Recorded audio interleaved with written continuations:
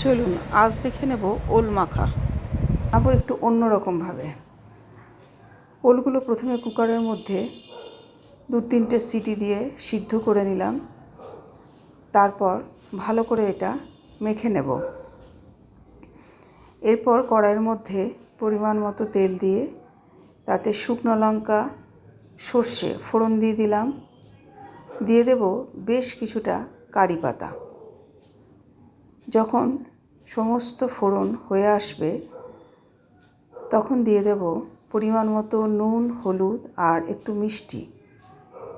এরপর দিয়ে দেব মেখে রাখা ওল সিদ্ধ দিয়ে এটা খুব ভালোভাবে নাড়াচাড়া করতে হবে।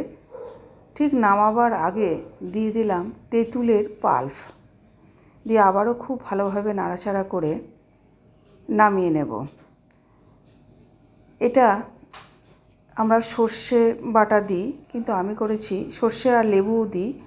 আমি করলাম তেঁতুলের পাল্প দিয়ে আর সঙ্গে কারি পাতা।